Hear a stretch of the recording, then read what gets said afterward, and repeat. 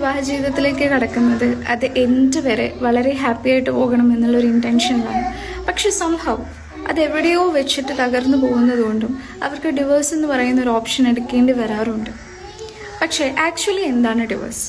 പല സ്ഥലങ്ങളിലും നമ്മൾ കാണുന്നത് വാശി, ദേഷ്യം, എനിക്ക് അവരുടെ മുമ്പിൽ ജയിച്ച് കാണിക്കണം, എനിക്ക് ഒറ്റയ്ക്ക് ജീവിക്കാൻ അറിയാം, ഇങ്ങനെയുള്ള കുറേ ഇമോഷണൽ ആയിട്ടുള്ള കുറേ ഫ്രസ്ട്രേഷനിൽ നിന്ന് എടുക്കുന്നൊരു തീരുമാനമാണ്.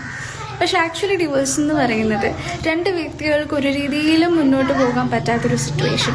അവരവരുടെ 100% കൊടുത്തിട്ടും രണ്ടുപേരും ഒരുപോലെ മനസ്സിലാക്കാൻ ശ്രമിച്ചിട്ടും സംഭവം ഇത് മിസ്മാച്ചിങ് ആവുമ്പോഴാണ് ഏറ്റവും പീക്കസ്റ്റ് മൊമെന്റിൽ നിന്നിട്ട് നമ്മൾ ഡിവോഴ്സ് എന്ന് പറയുന്ന ഒരു തീരുമാനം എടുക്കേണ്ടത്. കാരണം രണ്ട് ഇൻഡിവിജ്വൽസിനപ്പുറത്തേക്ക് അവരവിടെ കൊടുക്കുന്ന ഒരു കോൺട്രാക്റ്റ് ഉണ്ട്. ആ കോൺട്രാക്റ്റിനകത്ത് ട്രസ്റ്റ് വരും, അതുപോലെ തന്നെ ബിലീഫ് വരും, ട്രൂത്ത് വരും, ഡെഡിക്കേഷൻ വരും, കമ്പാഷൻ വരും, അങ്ങനെയുള്ള ഒരുപാട് കാര്യങ്ങൾ വരും. ഇതിൻ്റെ കൂടെ രണ്ട് മക്കളും കൂടെ ഉണ്ടെങ്കിൽ ഇവരുടെ റെസ്പോൺസിബിലിറ്റി ഹൈ ആവുകയും ചെയ്യും. അപ്പോൾ ഒരു ഡിവോഴ്സ് എന്ന് പറയുന്ന ഒരു സിറ്റുവേഷനിലേക്ക് കിടക്കുന്ന സമയത്ത് നിങ്ങൾ അവിടെ കുറേ കോൺഫ്ലിക്റ്റുകൾ അപ്പുറത്തേക്ക് എടുക്കേണ്ട സംഭവം പീസ് എന്ന് പറയുന്ന ഒരു സാധനമാണ്, സമാധാനം. ഈ സമാധാനമാണ് ഈ കുട്ടികൾക്ക് ഡിവോഴ്സിലൂടെ കിട്ടേണ്ടത്. പല കുട്ടികൾക്കും ഡിവോഴ്സിലൂടെ കിട്ടുന്നത് കുറേ ട്രോമാസാണ്, ബണ്ടിൽ ഓഫ് ട്രോമാസാണ് അവർക്ക് കിട്ടുന്നത്. പക്ഷെ അതേസമയം രണ്ട് പാരൻസും അത്രയും അങ്ങോട്ടും ഇങ്ങോട്ടും മ്യൂച്വൽ റെസ്പെക്റ്റിൽ നിന്നിട്ടാണ് ഈ കുട്ടികളുടെ അടുത്ത് കാര്യങ്ങൾ തുറന്നു പറയുന്നതെങ്കിൽ എന്ത് സംഭവിച്ചാലും കുട്ടിക്ക് വേദന ഉണ്ടാവും. പക്ഷേ they will respect your decision. അവർക്ക് കുറേ ട്രോമാസ് കൊടുക്കുന്നതിനപ്പുറത്തേക്ക് അവർക്ക് കുറച്ചൊരു മെച്യൂരിറ്റിയിൽ അതിനെ കാണാൻ പറ്റും.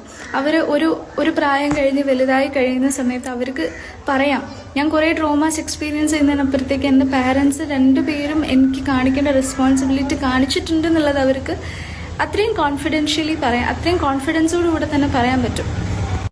അപ്പം ഈ ഒരു കോൺഫിഡൻസ് ഇല്ലായ്മയാണ് പല വീട്ടിലെ പ്രശ്നങ്ങളും. കുട്ടികൾക്ക് നിങ്ങൾ ഒരുപാട് ഈ ക്യാവോസിൽ കുട്ടികൾ ഇടുന്നതിനപ്പുറത്തേക്ക് അവരെ ഒരു പീസ്ഫുൾ ആയിട്ടുള്ള സിറ്റുവേഷനിലാണ് ഇടുന്നതെങ്കിൽ അവർക്ക് ഈ പറയുന്ന തീരുമാനങ്ങളെ പോലും ഒരു റെസ്പെക്റ്റോടു കൂടെ കാണാൻ പറ്റും. അപ്പോൾ ആക്ച്വലി ഡിവോഴ്സ് എന്ന് പറയുന്നത് ഇറ്റ്സ് നത്തിങ്. നിങ്ങളെ പ്രശ്നങ്ങൾക്കപ്പുറത്തേക്ക് കുറേ അങ്ങോട്ടും ഇങ്ങോട്ടും കുറ്റപ്പെടുത്താതെ, കുറേ അങ്ങോട്ടും ഇങ്ങോട്ടും കുറേ പ്രശ്നങ്ങൾ ഉണ്ടാക്കാതെ അത് മ്യൂച്വലി റെസ്പെക്റ്റോടുകൂടി ഒഴിവാക്കുക എന്നുള്ളതാണ്. ഇസ്ലാമിൽ പറയും 7 ആകാശവും വിറയ്ക്കും എന്നൊക്കെ പറയുക. അതായത് അത്രയും എടുക്കാൻ പാടില്ലാത്ത ഒരു തീരുമാനം തന്നെയാണ് ഡിവോഴ്സ്.